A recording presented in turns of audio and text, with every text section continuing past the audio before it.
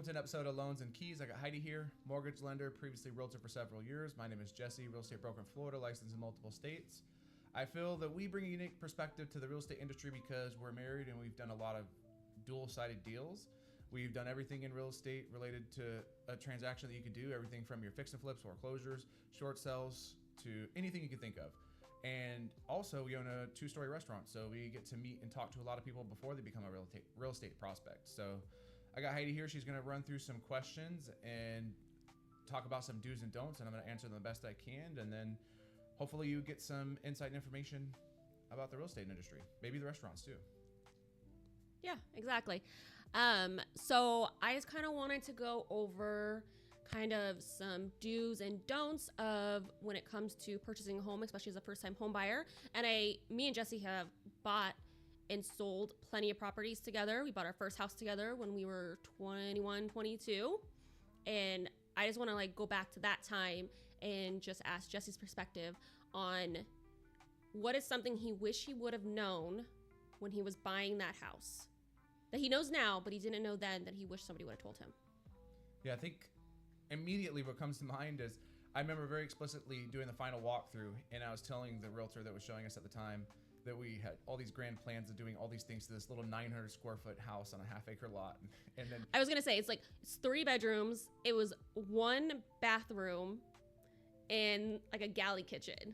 Yeah, 900 square feet. We were not living there forever. I don't know why we thought that. Go on. But then, I thought that what he was saying was so rude because I'm like, no, this is my forever home. I'll be here forever. And he's like, well, I wouldn't put a $14,000 fence on a $150,000 property. They're burying me in the back in this house. I'm dying here. So I think that it's very easy to get super attached and just think you're going to be there forever. But we ended up only being there for 5.4 years. We weren't even there for the full 7 that is the average at the time. So I think that's probably something I wish I would have known from the go. Thank goodness we didn't do a lot of crazy things to it, but we did do a little fixing and upgrading. So yeah, because a lot of time when you do any sort of upgrades, most of the time it doesn't translate to more value in the home, especially if you do things that are very particular and niche to what you need. It might not be on a broader spectrum of what the consumer needs when you're selling the house. Exactly. I call them deal breakers, or deal makers, I should say. So if something is really comparable to another home that you really like, it's not going to add a lot of increased value to the property, but it's going to be a deal maker. So if we take that house specifically and put it right next to basically put 2 on the same street, and then one has a $15,000 fence on it and the other one doesn't, it'll add some value, but it won't translate across into the appraisal, but it will be the deal maker that makes somebody decide on that home than the other. Sort of like a pool or overpriced pool, stuff like that. Yeah, exactly. And then that was actually our first house. And then kind of what I wish I would have known when we were buying our first house is that we could have actually, which is what we ended up doing afterwards. So we ended up selling this little house and ended up buying a 4-plex. Mm-hmm. And that's what I kind of wish I would have known in the beginning, because I think we probably would have just skipped the starter home, the single family, and just done 4 units using our FHA if we had known that beforehand. So I did love that little house, but I think it would have progressed us a lot further if we would have just skipped the 900 square foot home, went straight to the 4-plex. It would have progressed our plans a lot faster. And I think a lot of people don't know that you can actually use your FHA loan to buy an investment property if you live in one of the units, rent out the 3. And so I kind of wish I would have known that beforehand, and I wish our lender would have presented that as an option for us when we were buying our first house. Yeah, I mean, we tied up a ton of assets with just minimal amount down, because we lived in that one for 2 years. In the process of living in that one, we started building mine. So with 3.5% down on the first and 3.5% down on the second in closing costs, we were only $50,000 in total closing costs and down payments, and we acquired somewhere around $850,000 in real estate assets, which is really, really good, because real estate's one of the best things to invest in. It's one of the safest. It was definitely a risk, because being first-time landlords was not an easy adjustment, but that deserves its own video. Yeah. But I mean, we found that, there's a certain demographic or a certain price range of tenants that you like, in certain types of properties you find that you like. You can't just buy rental properties just because they're going to cash flow. If you're going to be managing them too, you've got to be buying properties that you will like managing as well. You got to be dealing with clients and renters that you're going to enjoy being around and enjoy having conversations with. And not be in a situation where we were like with our first one, where rent is $600 a month, and they're fighting in the parking lot. Yeah. The nicest way I could say it. Yeah, so that's what we ended up doing, because we were not married at the time. We sold the first one, and I bought one on my own. We lived in that one for a year while Jesse built his, and then we moved into that one for a year, and then we eventually bought another house using Jesse's VA, which that's a whole nother video too. Yeah, so with the three all together, we acquired like $1.3 million worth of properties with only $50K. And that $50K was an all-in-one lump sum. We bought the first one, and then with rental income and fixing up the little property and like over a 2.5-year period, saved up enough for the second one. So it was like 20 down on the first, 30 down on the second. And so this wasn't like we just amazingly come up with 50 grand for both deals. Like, it was slow, progressive, a little net proceed from the first sale of the little 900 square foot house we had. But, and then that's what catapulted the rest of everything, because once you have equity and properties behind you, then, I mean, for example, like both of those properties, all three of them combined, not all three of them, just the FHA properties alone, we turned 50K into 500K just to property appreciation. So the properties, when we bought them over the time when we started, what was it, 2015, 16? I think it was 16. Yeah, and then from our ownership periods of owning them, and then to now the appreciation was around $500,000 for a 50K investment. Yeah, and the only reason why we figured out that we could use an FHA loan, because I mean, I don't think anybody's Googling that by any means, and YouTube and everything wasn't really like out there, and I don't think a lot of people were talking about it, is I had got into real estate, and I worked closely with the lender. We built a relationship, and I had mentioned like, oh man, I can't wait to like save up 20% to buy a fourplex, because that's really what we want to do, is own rental properties. And she said, well, you don't have an FHA in your name, because the little house Jesse technically had bought it. And so she said, no, you can use your FHA and buy a fourplex. And it just like changed everything for us. Yeah, but because at this time we're not married. Yeah, we weren't married. Yeah. Mm-hmm. No. And Can't be married and do it. No. Exactly. And then in that state, we had to have, you could only own 4 doors per person, and then your dwelling. So at that point, we bought hers, then bought mine. And then we were thinking about another, but at that point, you'd either have to hire a management company and then Indoor get a license. And Heidi didn't want to manage them, so I got my license at that point. And things just worked out where we ended up building a house anyways.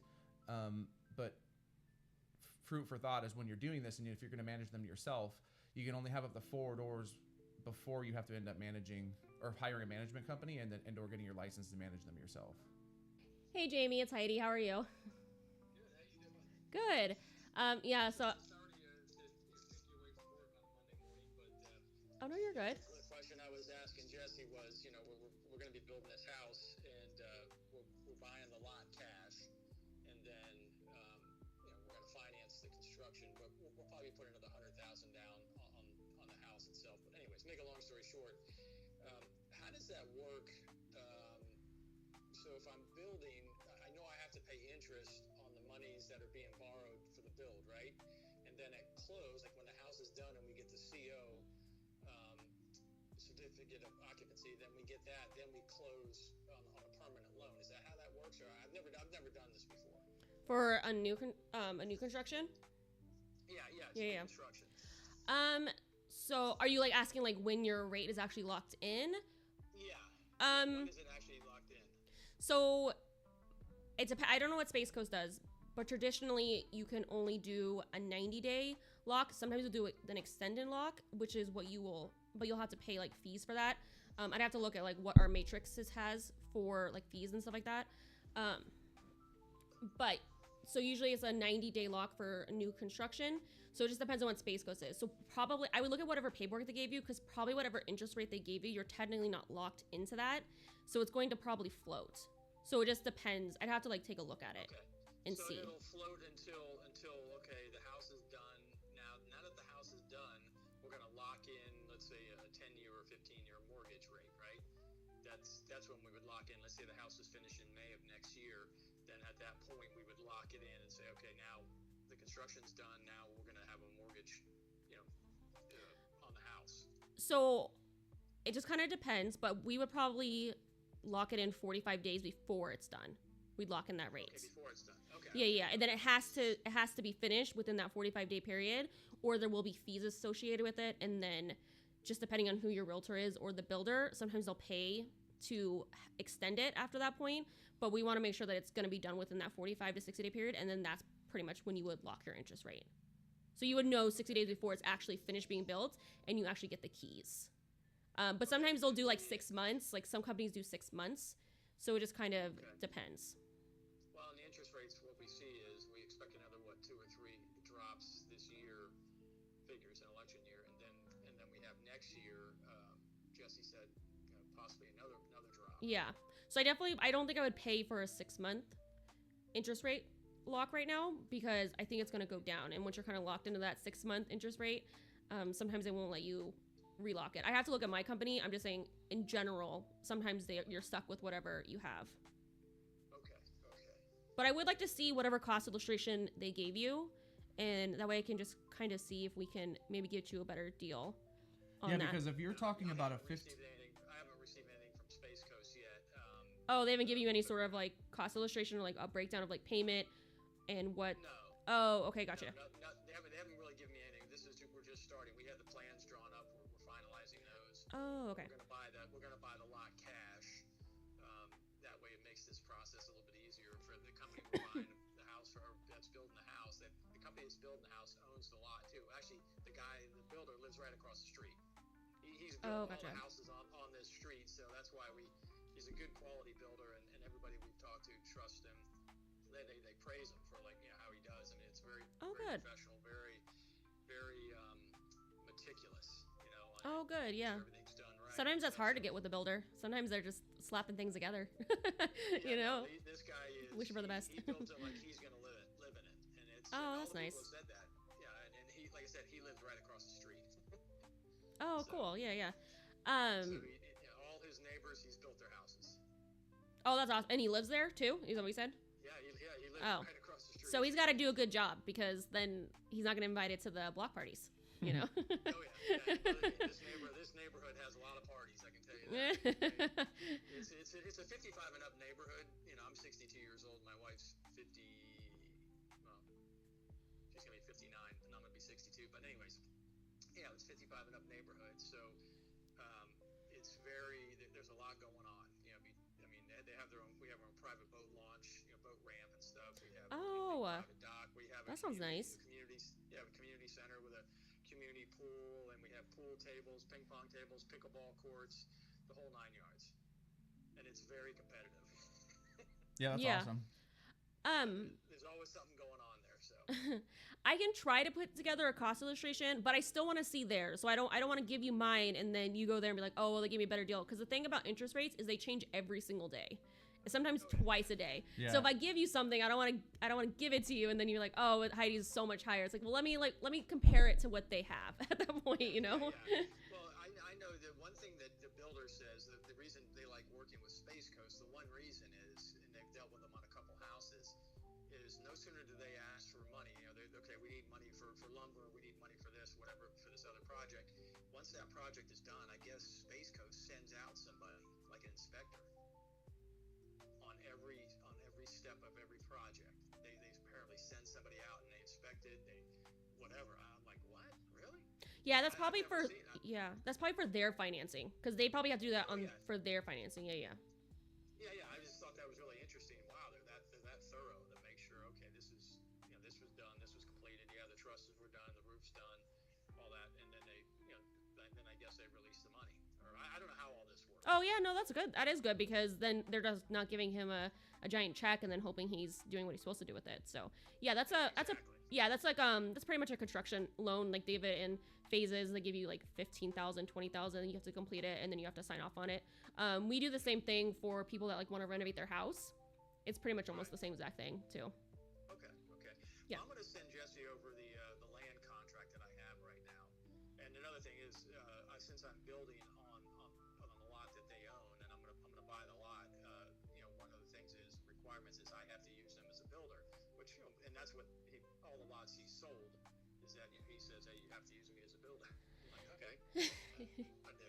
It's probably so you can have control of the neighborhood, so. Yeah. So anywho, I'm gonna send this over, and as soon as I get more information from Space Coast, I'll definitely get it over to you guys, and you can give me your opinion. Yeah, exactly. There's nothing wrong with getting a second opinion, and if Space Coast ends up being a better deal for you, then that's fine. I totally understand. But at least the opportunity to look at it and just see. Yeah, a second set of eyes Mhm. is always valuable. So okay, Perfect. Well, hey, thank you so much for your help. I really appreciate it. Yeah, No, of absolutely, course. yeah. And then, like I said, let's. I know that you and I talked. We're gonna look over the land contract. Let's wait until the 18th before we have start running any official numbers. See what the feds have to say about the recent jobs report and see what they plan on doing. And then see if they are gonna stick to a quarter plan like they planned, or maybe they're gonna do a half a point. And then hopefully they'll talk a little bit more about their plan going into next year. Because remember, when you're talking about locking in your rates, that's really only talked about when you're expecting rates to continue to rise and you're worried about them going up. If the Fed's plans are to continue tackling the rates down, then it's not as much of a concern. It could always take a turn. I'm not saying it's not an impossibility, but you only really are really worried about locking rates and doing extended rate locks like that when you're worried about the rate rising. Right, yeah. All right, so welcome back to the regular broadcast. That was just a phone call that we got for a deal that's happening for us, and then something for me, and then potentially Heidi might be doing the lending side of it. But that used to be our bread and butter. The niche that we had when we were in Alaska was new construction, because we built our cafe right next to a developing community that was building like 2,500 homes over a 3-year period. So we've been through the ringer on new constructions. One thing that he's talking about where the people come out is, like, for example, the pre-construction appraisal and the appraisal, like that. I think that's what he was referring to as folks. Yeah, he was talking about draws. Yeah. Contractor draws. Exactly. Mhm. So where were we leaving off? We were going to talk about, we talked about things that we wish we knew we were buying. Now maybe things we knew that we were selling. Yeah, what we would have known, because you did your first sale as for sale by owner. So you did it all on your own without a Right. realtor. And so what do you wish you would have known when you were selling? It's kind of unfair when we get a little bit into the process, because I was a realtor, you were a realtor when we did it the second and third time, I think. So definitely the first time as a for sale by owner, what do you wish you would have known? Absolutely. I think the first time was I got way in my head about what the taxes was going to be on the net proceeds or earnings from the house, that I was super, worried about, how much money we were going to get from the house and how much taxes we were going to have to pay for it. Even though we lived in it for 5 years, just wasn't thinking much about it. And like I said, you were just brand spanking new to the industry. So I wish I knew then, or had the guidance to kind of help me foresee like what that really meant. Just what capital gains tax really meant. And then if as long as you live in the property for 2 years out of the last 5, then you're good to go. And I think number 2 would be, I thought that doing it for sale by owner, that I was going to be able to get a better deal. But I'll be the first to admit, looking back on the deal, I ended up paying for so much more than the fees would have been for somebody negotiating on my behalf. We're talking about driveway fixes, landscaping fixes, home cleaning. You name it. There's just a plethora of things that, because I thought at the time the purchase price was the all and be told, like that's the only thing that matters. And so none of the other things will nickel and dime you, but that's exactly what happened, and then home warranties, buyer home warranties. So, all those little things ended up being like double the cost of what an actual commission fee would have been. And I still ended up paying the selling side of the commission anyways, too. Yeah. And to kind of piggyback off of that, what I kind of like wish, because I've only sold 1 or 2 properties, but we were both realtors at the same time, so I feel like we had knowledge that we didn't know beforehand. So I've never really actually sold a property as an actual like blank consumer. But I would say that sellers, most concern about when they're selling a property is that they think that everything needs to be perfect. They start just throwing money into it because they think they're gonna get their money back on it, repainting, redoing, cabinets, redoing bathrooms, all this stuff, when really it can just be solved with just some very minor things. And that's what I was going to bring back to you as being a for sale by owner, is when you're unrepresented, you don't have somebody that's in the industry telling you, hey, this isn't a big deal. Do not waste your money on it. It's not going to probably be a deal breaker for a buyer in this moment. So I'm going to have you save more money by not doing all these crazy projects that you think are going to add so much value to it. And I think that's what kind of a realtor brings, aside from, all the other like known stuff, is they bring kind of peace of mind to you that like, hey, this isn't a big deal. Do not waste your money on this. Like, it's not a big deal. I promise you, do not paint, redo all these other things, because I promise you a buyer's still going to walk in here and love the house the way it is. Absolutely. Yeah. And I think that you know. And I think if you would have had somebody representing you, they would have been like, you don't need to do this. You don't need to do this. You don't need to do this. It's crazy. Let's push back a little bit, see what they come back with. And I think you probably would end up saving more money and probably more heartache and time because you wouldn't have done all these fixes that you thought you had to do because there was nobody in your corner telling you really don't have to do these. Like I said, it was just the purchase price was the only thing that mattered, and then I was just going to be agreeable after that. And I've seen that several times over now that I've brought buyers to for sale by owners, because we have buyers that'll find properties on all the major sites that are for sale by owner, and then negotiating with them, it's just getting that initial purchase price for them, and then you can negotiate anything under the sun for them, for your buyers at least. So much so to the point that it would have definitely covered a realtor's costs. Not to say that there aren't experienced for sale by owners and you do run into the occasional snag here and there, but if we're to average out 10 of my best deals versus 10 of my best for sale by owners, I've done substantially better for my buyers that bought for sale by owners than bought with realtors, as far as negotiating and overall net outcome. Like the buyers came out more ahead than just being a draw. Absolutely. So, like for example, in a real estate transaction, you're never going to really replace a septic system unless the engineer fails it.